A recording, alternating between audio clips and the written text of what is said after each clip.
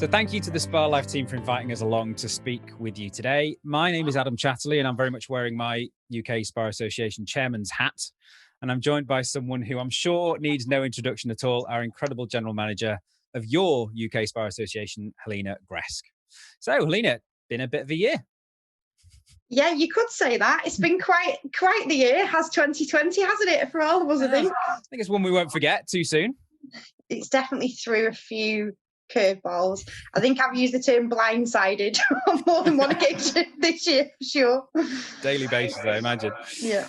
So, for the last few years now, the mission of the UK Spa Association has been more people in more spas more often. And, from a purely commercial point of view, that is, I'm sure, what both the operators and the suppliers who are watching today really want. But behind all of that has been this drive to have spas seen by the public as very much more of a lifestyle choice than just a treat, more from a wellness point of view than simply for the purposes of pampering.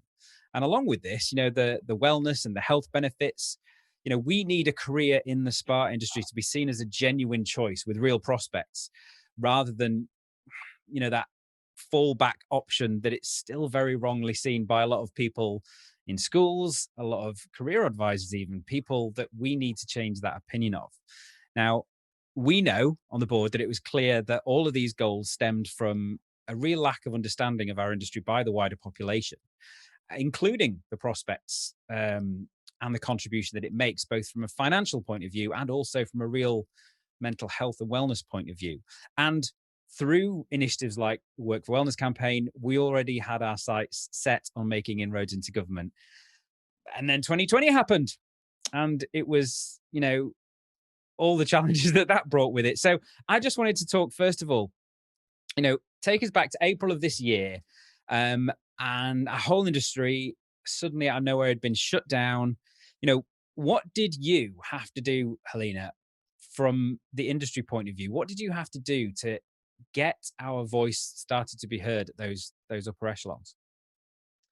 Other than donate vital organs. No, to be honest, it was really tough. I think when we first closed, really shell shocked, and it just came out of nowhere, didn't it? So yeah. The first couple of weeks, it was very much just dealing with that situation. And then as we got through March and just kind of trickled into April, there was not really anything happening. And we were a bit like, well, what's happening? When are we going to reopen? And there was no kind of dialogue or communication coming out to us. So we had to fight really, and I do mean fight and almost bully our way in, to join the task force for the for Bays, which is fortunately who we now have a great relationship with, and we communicate with them on a really regular basis, which has been fantastic. But at that point, we weren't even a consideration. We were just considered as part of beauty. There was not even an understanding, although within the wider beauty industry, that spa was any different, or that we would have kind of different needs or anything on that. And then aside of that picture, you've got all the devolved governments as well. So it wasn't even just as simple as making that contact initially and managing to get a place on the task force. So through sheer grit as well. Determination, yeah. It wasn't it wasn't a quick phone call or a quick email. It was persistent for several weeks. And then we had to basically go through that same process then with Northern Ireland, Scotland and Wales. And they took even longer to manage to get into, regular communication and dialogue with. So certainly came with its challenges for sure. Definitely. And just to anyone who doesn't know, because this name has been thrown around a lot, Bays, or Bees is also referred to. This is the Business Enterprise and Industrial Strategy Group. This is essentially the group that was advising the government on how to handle the whole situation from business's point of view, right? Yeah, so Bays were looking after safer working, so they were dealing with the close contact services guidance. So very much, which has now become the Bible for all spa and beauty businesses. The close contact services guidance is the sector guidance specific to us to allow our businesses to operate in a COVID secure way. So as that was being drafted as part of the task force, we were able to read through those drafts, make suggestions, amendments, and additions. And we're very fortunate to be able to really kind of steer that along the way. And I do remember saying to you, actually, I think at the time when I got the first draft back, I nearly had a minor heart attack. I remember, yeah. Actually, it highlighted at that point, although we've always known that we were misunderstood, and definitely at government level they didn't understand what we did. But I think it was at that point when that was highlighted in a very big way. Definitely. I think we'd probably even underestimated quite how much people did not have a clue what even really that SPA even kind of existed in one way as its own industry in its own right. I don't think there was anyone really at government or civil service who'd even really considered that. Definitely not. We were not on the radar at all. No. It was completely alien. And then when I started talking about saunas and steam rooms, all these whole other other thing, big can of worms. And then all this different language, because I'm talking about wellness and well-being and all these other things, and it was big learning curve, I think, for them, and credit to them. Yep. They absolutely have taken it on board, and we're a million miles away now from where we were then. Incredibly. It catapulted probably 3 years ahead of where we were at that point. And this is, if there's any positive to be taken out of this is one of the things that we kind of need to take away from this. But obviously things started to move on, and I think initially people thought it was going to be a much shorter term thing, and the task force with bees was very much set up, like you say, to inform about safer working procedures. Now, over time, as it went on, bees kind of shifted a little bit. It became more of the advisory board to the government for not only the safe ways of working, but what businesses can reopen. And as time moved on in lockdown 1, the bees task force itself was trimmed down. I think it had a lot more voices on it to start with, but it was trimmed down to be more efficient. We were asked to stay on there as a force to keep pushing things forward, and also of information as well. That's hugely down to a lot of your determination and hard work as well, so thank you again for that. But it went from us not even being anywhere on the radar to us being specifically mentioned, the spa industry being specifically mentioned in briefings and in guideline updates that were nationally televised. And if you ignore Massage Parlour Gate and that fateful day of the laughter in Prime Minister's questions, which we won't go into too much detail about, no. We've moved on in that huge way where we are now very much identified in any of the updates, any of the changes that are made in any of the governments now, including the devolved administration. So like you say, huge step change there. Yeah, it's incredible, really. If you couldn't, I always say this, you couldn't write it, could you? But if you look back where we've come in the past few months, from being not even a consideration at that point to now being in the position that we are in, and as you said, we were fortunate enough after the initial task force with bees to remain as part of that. So the task force now consists of just 4 of the key larger beauty industry groups, and we have really been kind of the supporting industry arm for bees in terms of lobbying the government, supporting with everything from trying to get the industry back open, fighting for sauna and steam room reopening, amends to the guidance, every single step of the way. And it's been a very eye-opening journey, but one that's definitely highlighted us, I believe, in the right way. I think we have come a long way, definitely, from where we were, and the understanding level of what we are now. Although we're an incredibly diverse sector, and I think anyone from out of sector will always struggle to truly understand. I think there's definitely much more understanding and respect for what we do now than there was when we started. Yeah. I mean, do you think, you've been much closer to this than anyone else. Do you think, and I know that a lot of spas are still closed right now due to restrictions in various parts of the country, but do you think spas would have been able to open when they did, had it not been for the effort and the hard work and the information that you provided to the government via bees? No. Definitely not. No. Honestly, I do think if you could rewind and spend a day in the life, do one of those moments, to see what goes on behind the scenes, I do think everyone would be truly shocked at what happens, and the effort and sheer kind of hard work and lobbying that's gone into getting this industry, albeit shut at the moment, but back open, like right through from those initial stages. We went through the whole hair first, beauty followed. We really had to fight every step of the way to get saunas and steam rooms back. It's not been an easy task. So yeah, without a shout, there was so much lack of understanding. All the discussions about heat and ventilation and close contact services and all. You are now an expert in I am air ventilation.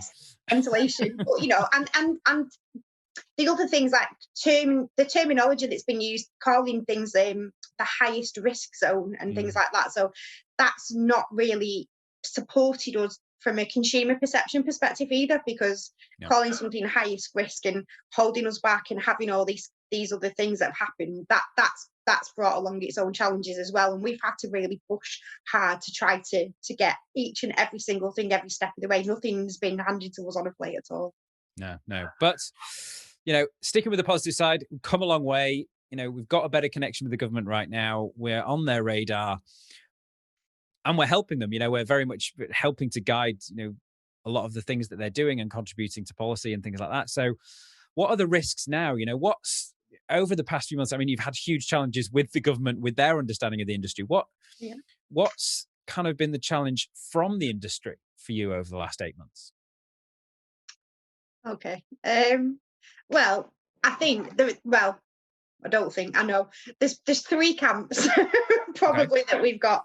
So there's Camp A, who are really supportive, always in membership. As soon as they get their renewals, they send a beautiful email to thank us for everything we're doing and pay that. And they're the people who consistently join the SPA director assemblies, the SPA supplier assemblies, and are there to support us, to help support them. The people who engage with us are the people who fill in the benchmarking statistics, surveys, and the people who come on to help and share with each other. And then there's camp number 2, which sits in the middle, who are members who maybe don't engage as much, who maybe haven't paid their renewals this year because they're looking at it from a business financial perspective. And then there's camp 3, who aren't members, who want to utilise our services and benefits and access my time and ask questions about guidance and ask questions about reopening, who don't want to be a member and pay the annual membership fee because they don't perceive the value. So that it's very mixed in terms of what that looks like, if I'm perfectly honest, and that's probably being very brutally honest there. But yeah, it can be challenging, it's frustrating. There's a real core collective group of people across industry that have been absolutely outstanding every step of the way, supporting each other, and really stepped up to the plate and done some incredible things through this time for themselves, the teams, and for the wider industry. But that's not mirrored across the whole of the sector. No, and I think it's fair to say that they're probably in the minority a little bit as well, wouldn't you say? Yeah, definitely. Yeah, the minority few. And I think it's fair to say which is our favourite camp and our least favourite camp. We won't go into details on that, but yes. So, I mean, there's no two ways about it. Coronavirus isn't going anywhere anytime soon. We're hearing talks of vaccines and things like that, but there's going to be challenges ongoing. Lockdowns are going to potentially have to continue on some sort of level, localization levels, all that kind of thing. But we've achieved a lot. We're on the government's radar now. Like we say, we've moved years ahead. They now understand that spas exist and they make a decent amount of money, and they should really pay a lot more attention to them. So what's left for the trade association to do? Do we still need a trade association, do you think? Based on the amount of hours I'm working on a weekly basis, I would have to say most definitely yes. And I don't think I'm biased. Nope. There's always a place for a trade association in any industry, but I think more so now than ever before. And yes, we've come a long way this year, and we've made lots of moves, and we've we've got more of a voice in government now than we potentially would have had. It would have taken us a couple of years to get to where we are now. Yeah. We're nowhere near at the end of this journey. This is just a sidestep, actually, which is in a kind of like twisted way brought us into the eye line of government indirectly through COVID and through what's happening with the pandemic. But we're not out the other side of that yet. We've got to see us coming out of this present lockdown in England. We're seeing still lots of restrictions. Northern Ireland, Scotland now with their changes in the taste. There's still lots happening, lots to look for. We've still got lots of work to do just from COVID, but there's a way bigger picture out there. And you touched on it briefly when you spoke about the Work for Wellness campaign before, and that whole perception of our sector as powder and puff. And it isn't that. We're not powder and puff. We are almost, the second front line to be able to support with wellness and self-care, preventative healthcare.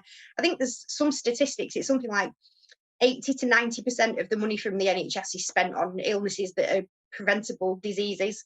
Without me getting really boring now, going into a load of statistics, but we are frontline and we need to share our expertise, but we've got to shine the positive light on that. We've got to be able to share those statistics with government and be able to gain the recognition that we deserve and have that kind of investment, physical buy-in from government to understand that the wellness industry, the spa and wellness industry, can contribute not only the massive amounts of cash that we contribute to the GDP every year, but to the health and well-being of this nation. And that's a really, really big task that we've got ahead of us, and for reshaping from a consumer perspective as well.